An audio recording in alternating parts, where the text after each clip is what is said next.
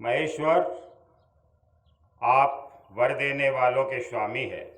आपसे मैं एक वर और मांगता हूँ। मेरे पिता ने आपके ईश्वरीय तेज को और सर्वशक्तिमान चराचर गुरु स्वयं आपको न जानकर आपकी बड़ी निंदा की है। इस विष्णु लोक ने मेरे भाई को मार डाला, नहीं, इस विष्णु ने मेरे भाई को मार डाला। ऐसी मिथ्या दृष्टि रखने के कारण पिताजी क्रोध के वेग को सहन करने में असमर्थ हो गए थे। इसी से उन्होंने आपका भक्त होने के कारण मुझसे विद्रोह किया। दीनबंधो, यद्यपि आपकी दृष्टि पड़ते ही वे पवित्र हो चुके, फिर भी मैं आपसे प्रार्थना करता हूँ कि उस जल्दी नाश न होने वाले दुस्तर दोष से मेरे पिता शुद्ध हो जाए। भगवान श्री नरसिंह ने कहा, निष्पाप प्रहलाद, तुम्हारे पिता स्वयं पवित्र होकर तर गए। इसकी तो बात ही क्या है। यदि उनकी 21 पीढ़ियों के पितर होते तो उन सब के साथ वे भी तर जाते, क्योंकि तुम्हारे जैसा कुल को पवित्र करने वाला पुत्र उनको प्राप्त हुआ। मेरे शांत और समदर्शी, सुख से सदाचार पालन करने वाले प्रेमी भक्तजन जहाँ जहाँ निवास करते हैं, वे स्थान चाहे कीकट ही क्यों न हो, पवित्र हो जाते हैं। दैत्यराज, मेरे भक्ति भाव से जिनकी कामनाएं नष्ट हो गई है, वे सर्वत्र आत्म भाव हो जाने के कारण छोटे बड़े किसी भी प्राणी को किसी भी प्रकार से कष्ट नहीं पहुंचाते। संसार में जो लोग तुम्हारे अनुयायी होंगे वे भी मेरे भक्त हो जाएंगे। बेटा, तुम मेरे सभी भक्तों के आदर्श हो। यद्यपि मेरे अंगों का स्पर्श होने से तुम्हारे पिता पूर्ण रूप से पवित्र हो गए हैं, तथापि तुम उनकी अंत्येष्टि क्रिया करो। तुम्हारे जैसी संतान के कारण उन्हें उत्तम लोकों की प्राप्ति होगी। वत्स, तुम अपने पिता के पद पर स्थिर हो जाओ और वेदवादी मुनियों की आज्ञा के अनुसार मुझ में अपना मन लगाकर और मेरी शरण में रहकर मेरी सेवा के लिए ही अपने सारे कार्य करो। नारद जी कहते हैं, युधिष्ठिर, भगवान की आज्ञा के अनुसार प्रहलाद जी ने अपने पिता की अंत्येष्टि क्रिया करी। इसके बाद श्रेष्ठ ब्राह्मणों ने उनका अभिषेक किया, राज्याभिषेक किया। इसी समय देवता, ऋषि आदि के साथ ब्रह्मा जी ने नृसिंह भगवान को प्रसन्न वदन देखकर पवित्र वचनों के द्वारा उनकी स्तुति करी और उनसे यह बात कही। ब्रह्मा जी ने कहा, देवताओं के आराध्य देव, आप सर्वांतर्यामी, जीवों के जीवनदाता और मेरे भी पिता हैं। यह पापी दैत्य लोगों को बहुत ही सता रहा था। ये बड़े सौभाग्य की बात है कि आपने इसे मार डाला। मैंने इसे वर दे दिया था कि मेरी सृष्टि का कोई भी प्राणी तुम्हारा वध न कर सकेगा। इससे यह मतवाला हो गया था। तपस्या, योग और बल के कारण उच्छृंखल होकर इसने वेद विधियों का उच्छेद कर दिया था। यह भी बड़े सौभाग्य की बात है कि इसके पुत्र परम भागवत, शुद्ध हृदय, नन्हे से शिशु प्रहलाद को अपने मृत्यु के मुख से छुड़ा दिया। आपने मृत्यु के मुख से छुड़ा दिया। तथा यह भी बड़े आनंद और मंगल की बात है कि वह अब आपकी शरण में है। भगवान, आपके इस नरसिंह रूप का जो ध्यान कोई एकाग्र मन से करेगा, उसे यह सब प्रकार के भयों से बचा लेगा। यहाँ तक कि मारने की इच्छा से आई हुई मृत्यु भी उसका कुछ न बिगाड़ सकेगी। श्री नरसिंह भगवान बोले, ब्रह्मा जी, आप दैत्यों को ऐसा वर न दिया करें जो स्वभाव से ही क्रूर है। उनको दिया हुआ वर तो वैसा ही है जैसा सांपों को दूध पिलाना। नारद जी कहते हैं, युधिष्ठिर, नृसिंह भगवान इतना कहकर और ब्रह्मा जी के द्वारा की हुई पूजा को स्वीकार करके वहीं अंतर्धान और समस्त प्राणियों के लिए अदृश्य हो गए। इसके बाद प्रहलाद जी ने भगवत स्वरूप ब्रह्मा, शंकर की तथा प्रजापति और देवताओं की पूजा करके उन्हें माथा टेक कर प्रणाम किया। तब शुक्राचार्य आदि मुनियों के साथ ब्रह्मा जी ने प्रहलाद जी को समस्त दानव और दैत्यों का अधिपति बना दिया। फिर ब्रह्मा आदि देवताओं ने प्रहलाद का अभिनंदन किया, उन्हें शुभ आशीर्वाद दिया। प्रहलाद जी ने भी यथा योग्य सबका सत्कार किया और वे लोग अपने अपने लोकों को चले गए। युधिष्ठिर, इस प्रकार भगवान के वे दोनों पार्षद जय और विजय दिति के पुत्र दैत्य हो गए थे। वे भगवान से वैर भाव रखते थे। उनके हृदय में रहने वाले भगवान ने उनका उद्धार करने के लिए ही उन्हें मार डाला। ऋषियों के शाप के कारण उनकी मुक्ति नहीं हुई। वे फिर से कुंभकर्ण और रावण के रूप में राक्षस हुए। उस समय भगवान श्री राम के पराक्रम से उनका अंत हुआ। युद्ध में भगवान राम के बाणों से उनका कलेजा फट गया। वहीं पड़े पड़े पूर्व जन्म की भांति भगवान का स्मरण करते करते उन्होंने अपने शरीर छोड़े थे। वे ही अब इस युग में शिशुपाल और दंतवक्त्र के रूप में पैदा हुए थे। भगवान के प्रति वैर भाव होने के कारण तुम्हारे सामने ही वे उनमें समा गए। एक पूछा था ना युधिष्ठिर ने, ये क्या हुआ? विरोध करने वाले भी। युधिष्ठिर कृष्ण से शत्रुता रखने वाले सभी राजा अंत समय में श्री कृष्ण के स्मरण से तद्रूप होकर अपने पूर्वकृत पापों से सदा के लिए मुक्त हो गए। जैसे भृंगी के द्वारा पकड़ा हुआ कीड़ा भय से ही उसका स्वरूप प्राप्त कर लेता है, जिस प्रकार भगवान के प्यारे भक्त अपने भेदभाव रहित अनन्य भक्ति द्वारा भगवत स्वरूप को प्राप्त कर लेते हैं, वैसे ही शिशुपाल आदि नरपति भी भगवान के भेदभाव जनित अनन्य चिंतन से भगवान के साम्य रूप को प्राप्त हो गए। युधिष्ठिर, तुमने पूछा था कि भगवान से द्वेष करने वाले शिशुपाल आदि को अनेक उनके सारूप्य की प्राप्ति कैसे हुई, इसका उत्तर मैंने तुम्हें दे दिया। ब्रह्मण्य देव, ब्रह्मण्य देव का मतलब ब्राह्मण ही जिन्हें प्रिय है वो ब्रह्मण्य देव। ब्रह्मण्य देव परमात्मा श्री कृष्ण का यह परम पवित्र अवतार चरित्र है। इसमें हिरण्याक्ष और हिरण्यकशिपु इन दोनों दैत्यों के वध का वर्णन है। इस प्रसंग में भगवान के परम भक्त प्रहलाद का चरित्र, भक्ति, ज्ञान, वैराग्य एवं संसार के सृष्टि, स्थिति और प्रलय के स्वामी श्री हरि के यथार्थ स्वरूप तथा उनके दिव्य गुण एवं लीलाओं का वर्णन है। इस आख्यान में देवता और दैत्यों के पदों में कालक्रम से जो महान परिवर्तन होता है उसका भी निरूपण किया गया है, जिसके द्वारा भगवान की प्राप्ति होती है। उस भागवत धर्म का भी वर्णन है। अध्यात्म के संबंध में भी सभी जानने योग्य बातें इसमें है। भगवान के पराक्रम से पूर्ण इस पवित्र आख्यान को जो कोई पुरुष श्रद्धा से कीर्तन करता है, सुनता है, वह कर्म बंधन से मुक्त हो जाता है। जो मनुष्य परम पुरुष परमात्मा की यह नृसिंग लीला, सेनापतियों सहित हिरण्यकशिपु का वध और संत शिरोमणि प्रहलाद जी का पावन प्रभाव एकाग्र मन से पढ़ता और सुनता है, वह भगवान के अभय पद वैकुंठ को प्राप्त होता है। युधिष्ठिर, इस मनुष्य लोक में तुम लोगों के भाग्य अत्यंत प्रशंसनीय है, क्योंकि तुम्हारे घर में साक्षात परम ब्रह्म परमात्मा मनुष्य का रूप धारण करके गुप्त रूप से निवास करते हैं।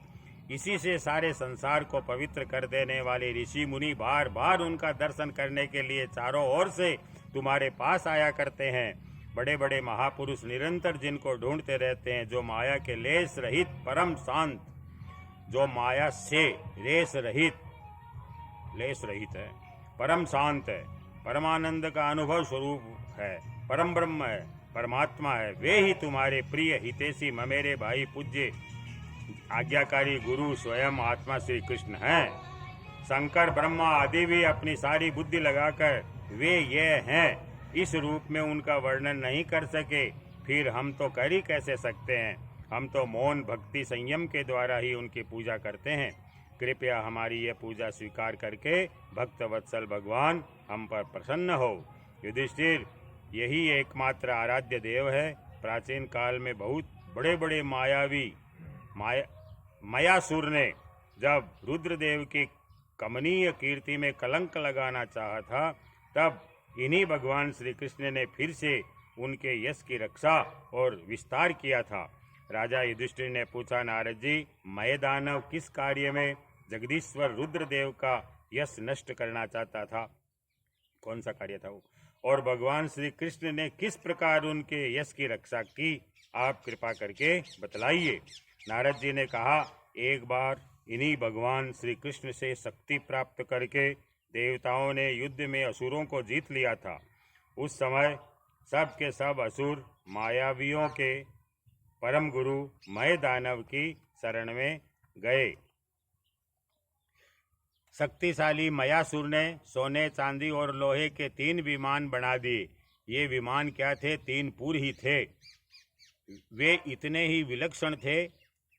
इतने विलक्षण थे कि उनका आना जाना जान नहीं पड़ता था।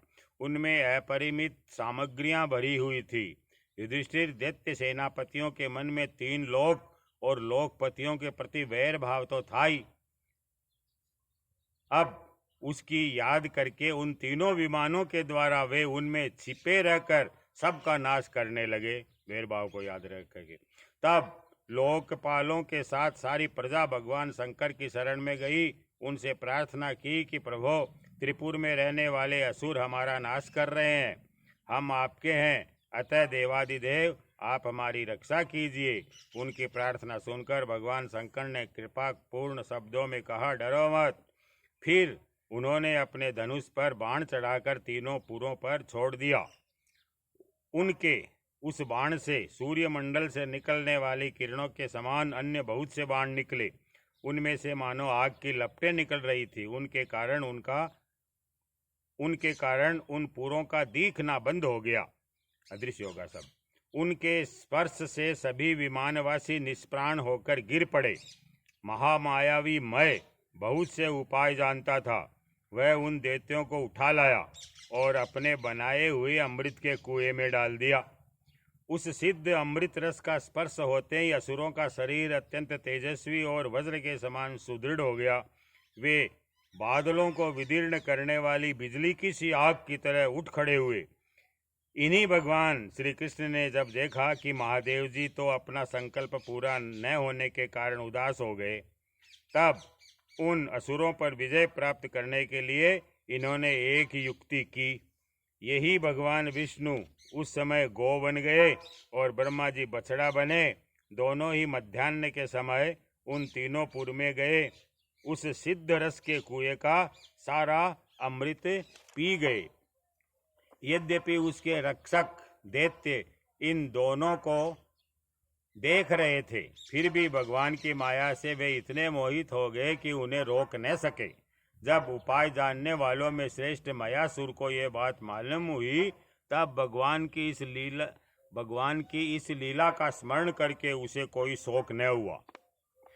शोक करने वाले अमृत रक्षकों से उसने कहा, भाई, देवता, असुर, मनुष्य अथवा और कोई भी प्राणी अपने पराये अथवा दोनों के लिए जो प्रारब्ध का विधान है उसे मिटा नहीं सकता। जो होना था हो गया, शोक करके क्या करना है।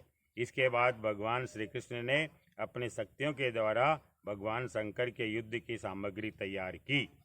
उन्होंने धर्म से रथ, ज्ञान से सारथी, वैराग्य से ध्वजा, ऐश्वर्य से घोड़े, तपस्या से धनुष, विद्या से कवच, क्रिया से बाण, अपने अन्यान्य शक्तियों से अन्यान्य वस्तुओं का निर्माण किया।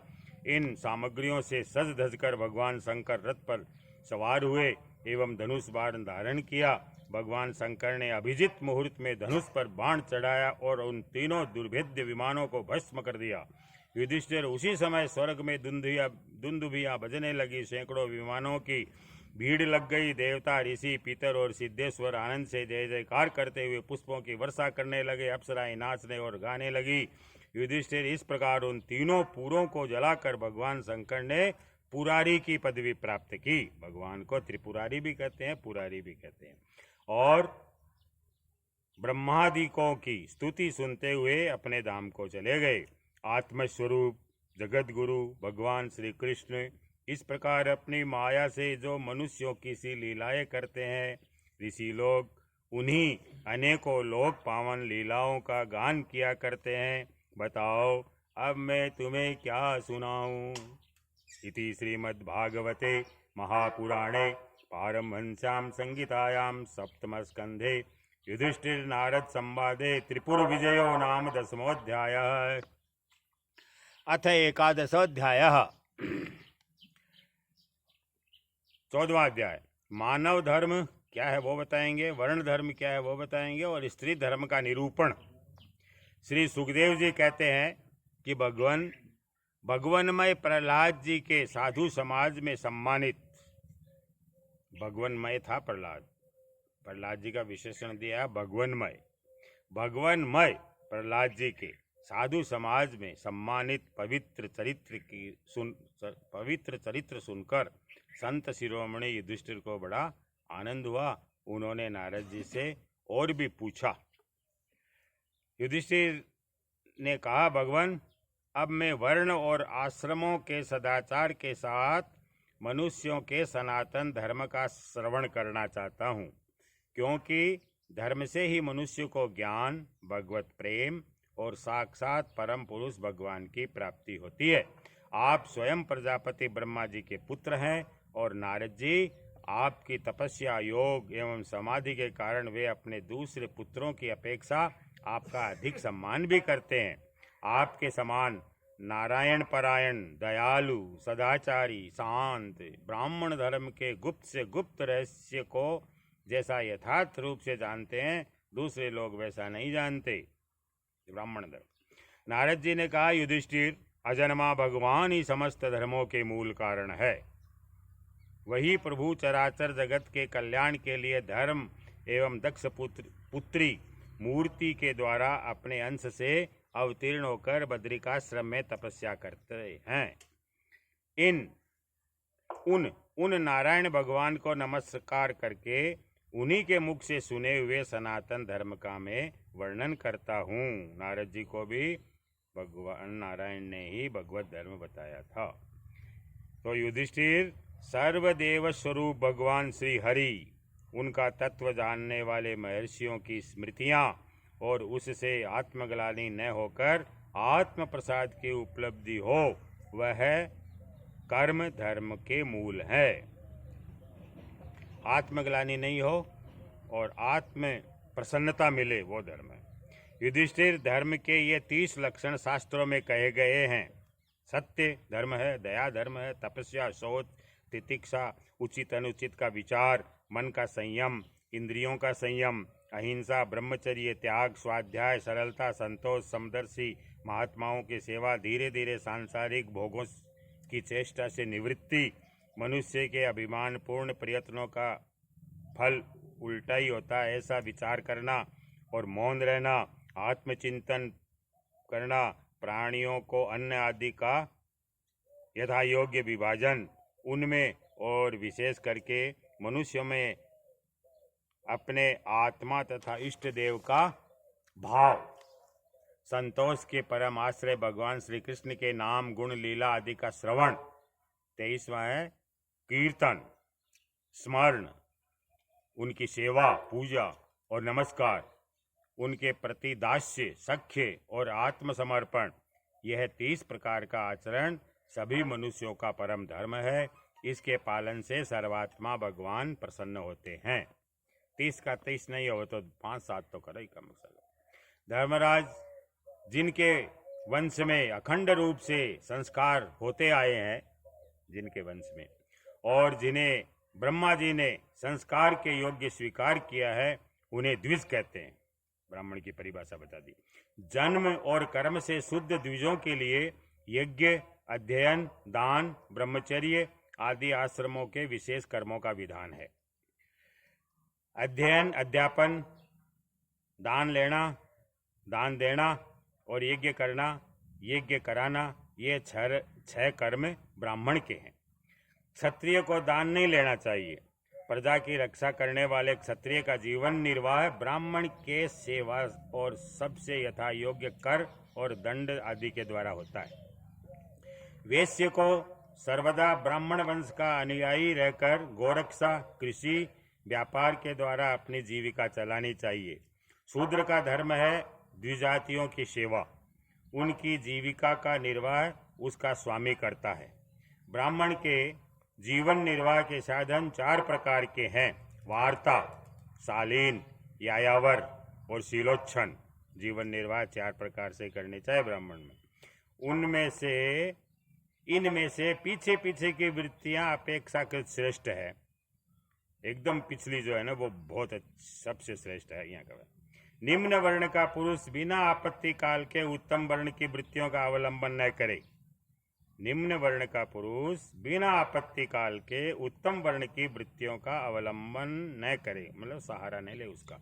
क्षत्रिय दान लेना छोड़कर ब्राह्मण की शेष 5 वृत्तियों का अवलंबन ले सकता है।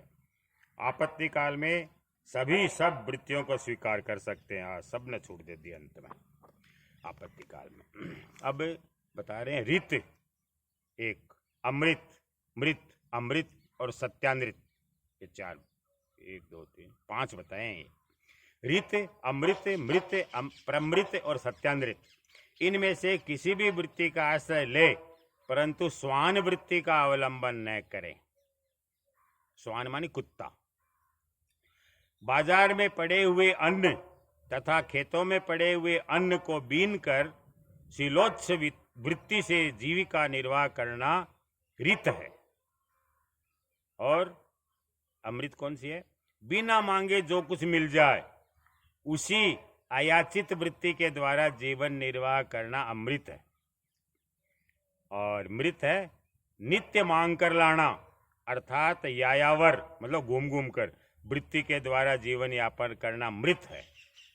और प्रमृत है कृषि आदि के द्वारा वार्ता वृत्ति से जीवन निर्वाह करना। वाणिज्य सत्यानृत है और निम्न वर्ण की सेवा करना स्वान वृत्ति है। वो ऊपर बताई ना से स्वान वृत्ति।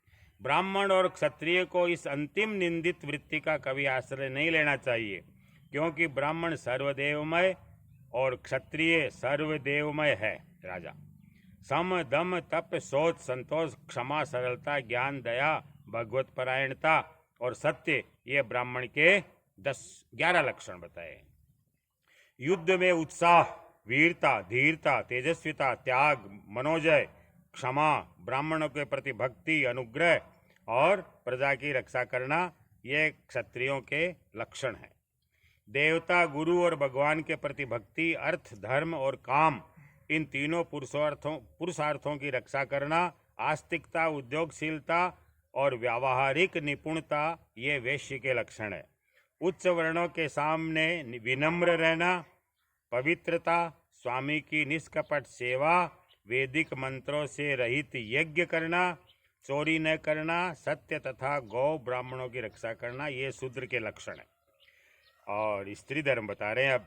पति की सेवा करना, उसके अनुकूल रहना, पति के संबंधियों को प्रसन्न रखना, सर्वदा पति के नियमों की रक्षा करना, ये पति को ही ईश्वर मानने वाली प्रतिव्रता स्त्रियों के धर्म है। साध्वी स्त्री को चाहिए कि झाड़ने बुहारने, लीपने तथा चौक पूरने आदि से घरों को और मनोहर वस्त्राभूषणों से अपने शरीर को अलंकृत रखे, सामग्रियों को साफ सुथरी रखें, अपने पतिदेव की छोटी बड़ी इच्छाओं को समय के अनुसार पूर्ण करे, विनय, इंद्रिय संयम, सत्य एवं प्रिय वचनों से प्रेम पूर्वक पतिदेव की सेवा करे। जो कुछ मिल जाए उसी में संतुष्ट रहे, किसी भी वस्तु के लिए ललचावे नहीं, सभी कार्यों में चतुर एवं धर्मज्ञ हो, सत्य और प्रिय बोले, अपने कर्तव्य में सावधान रहे, पवित्रता और प्रेम से परिपूर्ण रहकर यदि पति पतित न हो तो उसका सहवास करे। जो लक्ष्मी के समान पति परायणा होकर अपने पति की उसे साक्षात भगवान का स्वरूप समझकर सेवा करती है, उसके पतिदेव वैकुंठ लोक में भगवत सारूप्य को प्राप्त होते हैं और वह लक्ष्मी जी के समान उनके साथ आनंदित होती रहती है। युधिष्ठिर, जो चोरी और अन्यान्य पाप कर्म नहीं करते, उन अंत्यज तथा चांडाल आदि अंतेवासी वर्ण संकर जातियों की वृत्तियां वही है जो कुल परंपरा से उनके यहाँ चली आई है, उनको नहीं बताया गया। वेददर्शी ऋषि मुनियों ने युग युग में प्राय मनुष्यों के स्वभाव के अनुसार धर्म की व्यवस्था की है। जी युग में जी मनुष्य का वृत्ति को जी स्वभाव भी अनुसार वही धर्म उनके लिए इस लोक और परलोक में कल्याणकारी है। जो स्वाभाविक वृत्ति का आश्रय लेकर अपने स्वधर्म का पालन करता है, वह धीरे धीरे उन स्वाभाविक कर्मों से भी ऊपर उठ जाता है और गुणातीत हो जाता है। महाराज, जिस प्रकार बार बार बोने से खेत स्वयं ही शक्तिहीन हो जाता है और उसमें अंकुर उगना बंद हो जाता है, यहाँ तक कि उसमें बोया हुआ बीज भी नष्ट हो जाता है, उसी प्रकार यह चित्त जो वासनाओं का खजाना है, विषयों का अत्यंत सेवन करने से स्वयं ही उब जाता है, परंतु स्वल्प भोगों से ऐसा नहीं होता। जैसे एक एक बूंद घी डालने से आग नहीं बुझती, परंतु एक ही साथ अधिक घी पड़ जाए तो वह बुझ जाती है। जिस प्रकार के वर्ण को जिस पुरुष के वर्ण को बतलाने वाला जो लक्षण कहा गया है वह यदि दूसरे वर्ण में भी मिले तो उसे भी उसी वर्ण का समझना चाहिए। अद्भुत व्यवस्था है। इति श्रीमद्भागवते महापुराणे पारमहंस्यां संहितायां सप्तम स्कंदे युधिष्ठिर नारद संवादे सदाचार निर्णयो नाम 11वाध्यायः। अथ 12वाध्यायः ब्रह्मचर्य और वानप्रस्थ आश्रमों के नियम। नारद जी कहते हैं, धर्मराज, गुरुकुल में निवास करने वाला ब्रह्मचारी अपनी इंद्रियों को वश में रखकर दास के समान अपने को छोटा माने, गुरुदेव के चरणों में सुदृढ़ अनुराग रखे और उनके हित के कार्य करता रहे। सायंकाल और प्रातःकाल गुरु, अग्नि, सूर्य और श्रेष्ठ देवताओं की उपासना करे और मौन होकर एकाग्रता से गायत्री का जप करता हुआ दोनों समय की संध्या करे। गुरुजी जब बुलावे तभी पूर्णतया अनुशासन में रहकर उनसे वेदों का अध्ययन करे। पाठ के प्रारंभ और अंत में उनके चरणों में सिर टेक कर प्रणाम करे। शास्त्र की आज्ञा के अनुसार मेखला, मृगचर्म, वस्त्र, जटा, दंड, कमंडलु, यज्ञोपवीत और हाथ में कुश धारण करे। सायंकाल और प्रातःकाल भिक्षा मांगकर लावे और उसे गुरु जी को समर्पित कर दे। वे आज्ञा दे तब भोजन करे और यदि कभी आज्ञा न दे तो उपवास कर ले। अपने शील की रक्षा करे, थोड़ा खाए, अपने कर्मों को निपुणता के साथ करें, श्रद्धा रखें, इंद्रियों को अपने वश में रखें। स्त्री और स्त्रियों के वश में रहने वालों के साथ जितनी आवश्यकता हो उतना ही व्यवहार करे।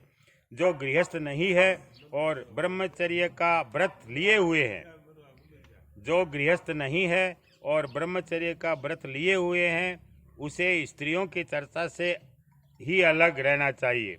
इंद्रियां बड़ी बलवान है, ये प्रयत्न पूर्वक साधन करने वालों के मन को भी क्षुब्ध करके खींच लेती है। युवक, ब्रह्मचारी, युवती गुरु पत्नियों से बाल सुलझवाना, शरीर मलवाना, स्नान करवाना, उपटना लगवाना इत्यादि कार्य न करवाएं। स्त्रियां आग के समान है और पुरुष घी के घड़े के समान। एकांत में तो अपनी कन्या के साथ में भी नहीं रहना चाहिए। जब वह एकांत में न हो तब भी आवश्यकता के अनुसार ही उसके पास साथ बातचीत करनी चाहिए। जब तक यह जीव आत्म साक्षात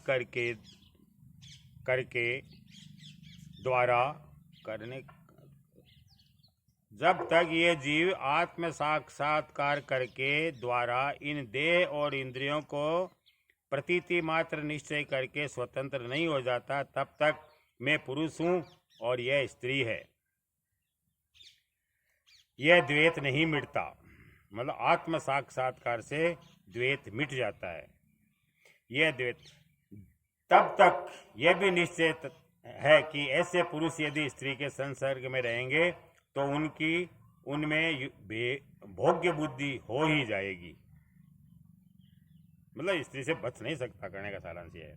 ये सब शील रक्षादि गुण गृहस्थ के लिए और सन्यासी के लिए भी विहित है। गृहस्थ के लिए गुरुकुल में रहकर गुरु की सेवा शुश्रूषा वैकल्पिक है, क्योंकि ऋतु गमन के कारण उसे वहां से अलग भी होना पड़ता है।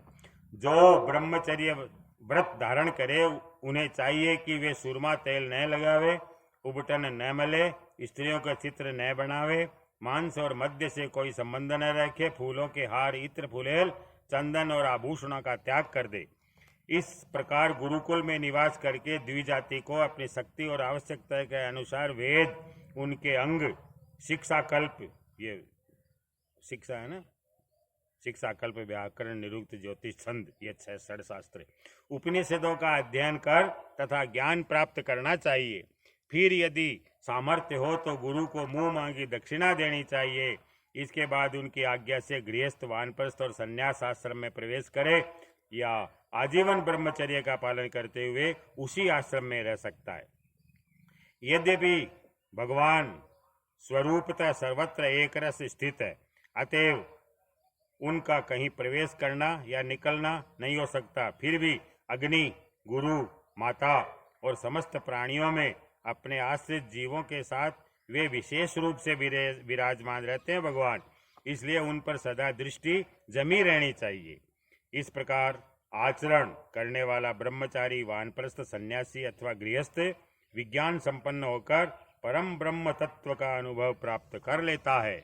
अब मैं ऋषियों के मत के अनुसार वानप्रस्थ आश्रम के नियम बतलाता हूँ। इनका आचरण करने से वानप्रस्थ आश्रमी को अनायास ही ऋषियों के लोक महरलोक की प्राप्ति हो जाती है। वानप्रस्थ आश्रमी को जोती हुई भूमि में उत्पन्न होने वाले चावल, गेहूं आदि अन्न नहीं खाने चाहिए। बिना जोते पैदा हुआ अन्न भी नहीं खाना। यदि असमय में पका हुआ हो तो उसे भी नहीं खाना चाहिए। आग से पकाया हुआ हो या कच्चा अन्न भी न खाए। केवल सूर्य के ताप से पके हुए कंद, मूल, फल आदि का ही वानप्रस्थ सेवन करें। राम राम। जंगल में अपने आप पैदा हुए धान्यों से नित्य नैमित्तिक चरु और पुरोडास का हवन करे। मत्स्य उगेड़ा नाश करो। जब नए नए अन्न, फल, फूल आदि मिलने लगे तब पहले के इकट्ठे किए हुए अन्न का परित्याग कर दे। अग्निहोत्र के अग्नि की रक्षा के लिए ही घर, पर्णकुटी अथवा पहाड़ की गुफा का आश्रय ले। स्वयं शीत, वायु, अग्नि, वर्षा, घाम का सहन करे। अग्नि को बचाने के लिए घर और पर्णकुटी अथवा गुफा में जाए, अन्यथा खुले आकाश के नीचे चले। सिर पर जटा धारण करे और केस, रोम, नख तथा दाढ़ी मूछ न कटवाए तथा मैल को भी शरीर से अलग न करे। कमंडलू, मृगचर्म, दंड, वलकल, वस्त्र, अग्निहोत्र की सामग्रियों को अपने पास रखें। विचारवान पुरुष को चाहिए कि 12, 8, 4, 2 या 1 वर्ष तक वानप्रस्थ आश्रम के नियमों का पालन करे। पर नहीं होता 8 कर लो, 8 नहीं तो 2 कर लो। हाँ, ध्यान रहे कि कहीं अधिक तपस्या का क्लेश सहन करने से बुद्धि न बिगड़ जाए। वानप्रस्थी पुरुष जब रोग अथवा बुढ़ापे के कारण अपने कर्म पूरे न कर सके और वेदांत विचार करने की सामर्थ्य न रहे तब उसे अनशन आदि व्रत करने चाहिए। अनशन के पूर्व ही वह अपने आहवनीय आदि अग्नियों को अपनी आत्मा में लीन कर ले। मैंपन और मेरेपन का त्याग करके शरीर को उसी कारणभूत तत्वों में यथा योग्य भली भांति लीन कर ले। शरीर को समाप्ति का। जितेंद्रिय पुरुष अपने शरीर को छिद्राकाशों को आकाश में, प्राणों को वायु में, गर्मी को अग्नि में, रक्त, कफ, पीव आदि जलीय तत्वों को जल में, हड्डी आदि ठोस वस्तुओं को पृथ्वी में लीन कर दे। इसी प्रकार वाणी और उसके कर्म भाषण को उसके अधिष्ठात्री देवता अग्नि में लीन कर दे। हाथ और उसके द्वारा होने वाले कला कौशल को इंद्र में समर्पित कर दे। चरण और उसकी गति को काल स्वरूप विष्णु में, रति और उपस्थ को प्रजापति एवं पायु और मलोत्सर्ग को उनके आश्रय के अनुसार मृत्यु में लीन कर दे। श्रोत्र और उसके द्वारा सुने जाने वाले शब्द को दिशाओं में लीन कर दे।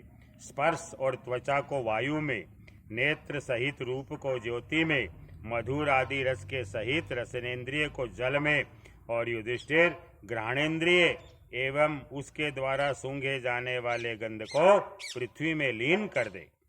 मनोरथों के साथ मन को चंद्रमा में, समझ में आने वाले पदार्थों के सहित बुद्धि को ब्रह्मा में और अहमता और ममता रूप क्रिया करने वाले अहंकार को उसके कर्मों के साथ रुद्र में लीन कर दे।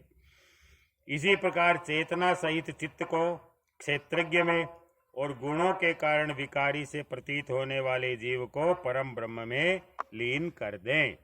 साथ ही पृथ्वी का जल में, जल का अग्नि में, अग्नि का वायु में, वायु का आकाश में, आकाश का अहंकार में, अहंकार का महत तत्व में और महत तत्व का अव्यक्त में और अव्यक्त का अविनाशी परमात्मा में लीन कर दे। इस प्रकार अविनाशी परमात्मा के रूप में अवशिष्ट जो चिद वस्तु है वह आत्मा है, वह मैं हूँ, ये जानकर अद्वितीय भाव में स्थित हो जाए। सब कुछ त्याग दिया, केवल आत्मस्वरूप हूँ। सब गया, इंद्रिय वगैरह सब, मन, चित्त, अहंकार सब लोप। वैसे वह आत्मा मैं हूँ ये जानकर अद्वितीय भाव में स्थित हो जाए। जैसे अपने आश्रय काष्ठ आदि के भस्म हो जाने पर अग्नि शांत होकर अपने स्वरूप में स्थित हो जाता है, वैसे ही वह भी उपरत हो जाए। इति श्रीमद्भागवते महापुराणे पारमहंस्यां संहितायां सप्तमस्कन्धे युधिष्ठिर नारद संवादे सदाचार निर्णयो नाम 12 अध्यायः। अब यति धर्म का निरूपण, त्रयोदश अध्याय यति धर्म का निरूपण और अवधूत प्रहलाद संवाद, ये आएगा। बड़ा बढ़िया। नारद जी कहते हैं, धर्मराज, यदि वानप्रस्थी में ब्रह्म विचार का सामर्थ्य हो तो शरीर के अतिरिक्त और सब कुछ छोड़कर वह संन्यास ले ले। ब्रह्म विचार का सामर्थ्य हो तो, तथा किसी भी व्यक्ति, वस्तु, स्थान और समय की अपेक्षा न रखकर, अपेक्षा मतलब जरूरत न रखकर, एक गांव में एक ही रात ठहरने का नियम लेकर पृथ्वी पर विचरण करे। जहां भी रहना एक रात ही रहना है, यति धर्म। यदि वह वस्त्र पहने तो केवल कौपीन, जिससे उसके गुप्त अंग ढक जाए, और जब तक कोई आपत्ति न आवे तब तक दंड तथा अपने आश्रम के चिन्हों के सिवा अपनी त्यागी हुई किसी भी वस्तु को ग्रहण न करे। सन्यासी को चाहिए कि वह समस्त प्राणियों का हितैषी हो, शांत रहे, भगवत परायण रहे, किसी का आश्रय न लेकर अपने आप में ही रमे, वह अकेला ही विचरे, आत्मनिष्ठ हो जाए। इस संपूर्ण विश्व को कार्य और कारण से अतीत परमात्मा में अध्यस्त जाने और कार्य कारण स्वरूप इस जगत में ब्रह्म स्वरूप अपने आत्मा को परिपूर्ण देखें। यही मैं हूँ और यही मैं हूँ और मैं ही ये हूँ, ऐसा। आत्मदर्शी सन्यासी सुषुप्ति जागरण की संधि में अपने स्वरूप का अनुभव करे और बंधन तथा मोक्ष दोनों ही केवल माया है, वस्तुतः कुछ नहीं, ऐसा समझे। न तो शरीर की आवश्यकता होने वाली मृत्यु का अभिनंदन करे और न अनिश्चित जीवन का, केवल समस्त प्राणियों की उत्पत्ति और नाश के कारण कला की प्रतीक्षा, कला ने काल, केवल समस्त प्राणियों की उत्पत्ति और नाश के कारण काल की प्रतीक्षा करता रहे। असत्य अनात्म वस्तु का प्रतिपादन करने वाले शास्त्रों से प्रीति न करे, फालतू की किताबें न पढ़े। अपने जीवन निर्वाह के लिए कोई जीविका न करे, केवल वाद विवाद के लिए कोई तर्क न करे और संसार में किसी का पक्ष न ले। शिष्य मंडली न जुटावे, बहुत से ग्रंथों का अभ्यास न करे, व्याख्यान न दें और बड़े बड़े कर्मों को आरंभ न करें। शांत, समदर्शी एवं महात्मा सन्यासी के लिए किसी आश्रम का बंधन धर्म का कारण नहीं है। वह अपने आश्रम के चिन्हों को धारण करे, चाहे छोड़ दे। उसके पास कोई आश्रम का चिन्ह न हो, परंतु वह आत्म अनुसंधान में मग्न हो तो अत्यंत विचारशील, परंतु जान पड़े पागल की तरह। वह अत्यंत प्रतिभाशाली होने पर भी साधारण मनुष्यों की दृष्टि से ऐसा जान पड़े मानो कोई गूंगा है, फालतू आदमी है, यहाँ रहना। युधिष्ठिर, इस विषय में महात्मा लोग एक प्राचीन इतिहास का वर्णन करते हैं। वह है दत्तात्रेय मुनि और भक्त प्रहलाद का संवाद। एक बार भगवान के परम प्रेमी प्रहलाद जी कुछ मंत्रियों के साथ लोगों के हृदय की बात जानने की इच्छा से लोकों में विचरण कर रहे थे। उन्होंने देखा कि सह्य पर्वत की तलहटी में कावेरी नदी के तट पर पृथ्वी पर ही एक मुनि पड़े हुए हैं। उनके शरीर की निर्मल ज्योति अंगों के धूलि दूषित होने के कारण ढकी हुई है। उनके कर्म, आकार, वाणी, वर्ण, आश्रम आदि के चिन्हों से लोग यह नहीं समझ सकते थे कि यह कोई सिद्ध पुरुष है या नहीं। भगवान के परम प्रेमी भक्त प्रहलाद जी ने अपने सिर से उनके चरणों का स्पर्श करके प्रणाम किया और विधि पूर्वक उनकी पूजा करके जानने की इच्छा से यह प्रश्न किया उन अवधूत से, दत्तात्रेय जी से, कि भगवान, आपका शरीर उद्योगी और भोगी पुरुषों के समान हृष्ट पुष्ट है। संसार का यह नियम है कि उद्योग करने वालों को धन मिलता है, धन वालों को ही भोग प्राप्त होता है और भोगियों का ही शरीर हृष्ट पुष्ट होता है। और कोई दूसरा कारण हो तो हो ही नहीं सकता। भगवान, आप कोई उद्योग तो करते नहीं, यूं ही पड़े रहते हैं। इसलिए आपके पास धन है नहीं, फिर आपको भोग कहाँ से प्राप्त होंगे? ब्राह्मण देवता, बिना भोग के ही आपका यह शरीर इतना रिष्ट पुष्ट कैसे है? यदि हमारे सुनने योग्य हो तो अवश्य बतलाइए। आप विद्वान, समर्थ और चतुर हैं। आपकी बातें बड़ी अद्भुत और प्रिय होती है। ऐसी अवस्था में आप सारे संसार को कर्म करते हुए देखकर भी समभाव से पड़े हुए हैं। इसका क्या कारण है? लोग करे तो करो, खुद को नहीं करे। नारद जी कहते हैं, धर्मराज, जब प्रहलाद जी ने महामुनि दत्तात्रेय जी से इस प्रकार प्रश्न किया, तब वे उनकी अमृतमय वाणी के वशीभूत होकर मुस्कुराते हुए बोले। युधिष्ठिर जी भी अमृत कीजिए ही बोले हमसे, कह सुखदेव जी। अच्छा जी, दत्तात्रेय जी ने कहा, देवतिराज, सभी श्रेष्ठ पुरुष तुम्हारा सम्मान करते हैं। मनुष्यों को कर्मों की प्रवृत्ति और उनकी निवृत्ति का क्या फल मिलता है, ये बात तुम अच्छी तरह ज्ञान दृष्टि से जानते हो। तुम्हें मैं प्रवृत्ति और निवृत्ति के बारे में नहीं बताऊंगा। तुम्हारी अनन्य भक्ति के कारण देवादिदेव भगवान नारायण सदा तुम्हारे हृदय में विराजमान रहते हैं, और जैसे सूर्य अंधकार को नष्ट कर देते हैं, वैसे ही वे तुम्हारे अज्ञान को नष्ट करते रहते हैं। जो तो भी प्रहलाद, मैंने जैसा कुछ जाना है उसके अनुसार मैं तुम्हारे प्रश्नों का उत्तर देता हूँ, क्योंकि आत्मशुद्धि के अभिलाषियों को तुम्हारा सम्मान अवश्य करना चाहिए। प्रहलाद जी, तृष्णा एक ऐसी वस्तु है जो इच्छा अनुसार भोगों के प्राप्त होने पर भी पूरी नहीं होती। उसी के कारण जन्म मृत्यु के चक्कर में भटकना पड़ता है, तृष्णा की अपूर्णता से। तृष्णा ने मुझसे न जाने कितने कर्म करवाए और उनके कारण न जाने कितनी योनियों में मुझे डाला गया। कर्मों के कारण अनेकों योनियों में भटकते भटकते दैववश मुझे यह मनुष्य योनि मिली है, जो स्वर्ग, मोक्ष, तिर्यक योनि तथा इन मानव देह की भी प्राप्ति का द्वार है। इसमें पुण्य करे तो स्वर्ग, पाप करे तो पशु पक्षी आदि की योनि, निवृत्त हो जाए तो मोक्ष, और दोनों प्रकार के कर्म किए जाए तो फिर मनुष्य योनि की ही प्राप्ति हो सकती है। परंतु मैं देखता हूँ कि संसार के स्त्री पुरुष कर्म तो करते हैं सुख की प्राप्ति और दुख की निवृत्ति के लिए, किंतु उसका फल उल्टा होता ही है। वे और भी दुख में पड़ जाते हैं। इसीलिए मैं कर्मों से उपरत हो गया। मैं कर्म नहीं करता, इसलिए पढ़ा हूँ। कर्म करे तो भी है, न करे तो भी है, दुख की दुख है, इसलिए क्यों मन करा पड़ा आप। सुख ही आत्मा का स्वरूप है।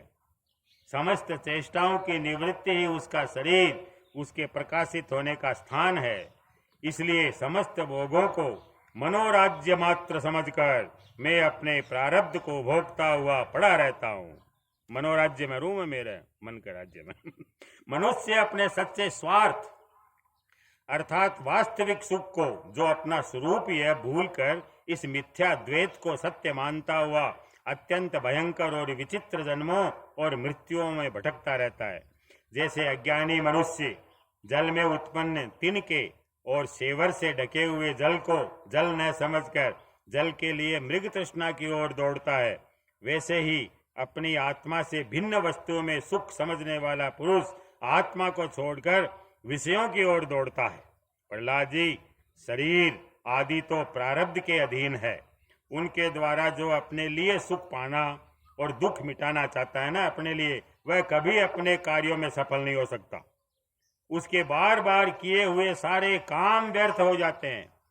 मनुष्य सर्वदा शारीरिक, मानसिक आदि दुखों से आक्रांत ही रहता है, मरणशील तो है ही। यदि उसने बड़े श्रम और कष्ट से कुछ धन और भोग प्राप्त कर भी लिया तो क्या लाभ है। लोभी और इंद्रियों के वश में रहने वाले धनियों का दुख तो मैं देखता ही रहता हूँ। भय के मारे उन्हें नींद नहीं आती, सब पर उनका संदेह बना रहता है। सब पर संदेह करे पिसाड़ो। जो जीवन और धन के लोभी है, जीवन को लोभी, धन को लोभी, वे राजा, चोर, शत्रु, स्वजन, पशु पक्षी, याचक और काल से यहाँ तक कि कहीं मैं भूल न बैठूं, भी कोई वर्णन कर रहा है, मैं कहीं भूल न कर बैठूं अधिक धन खर्च न कर दूं, इस आशंका से अपने आप भी सदा डरते रहते हैं। इसलिए बुद्धिमान पुरुष को चाहिए कि जिसके कारण शोक, मोह, भय, क्रोध, राग, कायरता और श्रम आदि का शिकार न होना पड़े, उस धन और जीवन की स्प्रिया का त्याग कर दें। स्प्रिया मतलब इच्छा मन की। इस लोक में मेरे सबसे बड़े गुरु है अजगर और मधुमक्खी। उनकी शिक्षा से हमें वैराग्य और संतोष की प्राप्ति हुई। मधुमक्खी जैसे मधु इकट्ठा करती है, वैसे ही लोग बड़े कष्ट से धन संचय करते हैं, परंतु दूसरा ही कोई उस धन राशि के स्वामी को मारकर उसे छीन लेता है।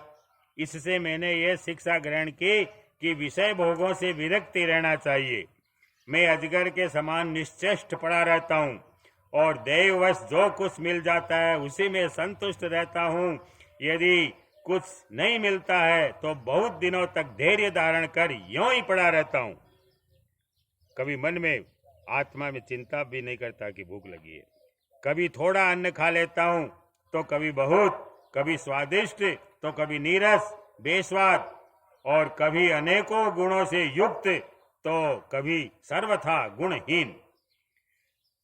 कभी बड़ी श्रद्धा से प्राप्त हुआ अन्न खाता हूँ तो कभी अपमान के साथ, और किसी किसी समय अपने आप ही मिल जाने पर कभी दिन में, कभी रात में, कभी एक बार भोजन करके भी दोबारा कर लेता हूँ।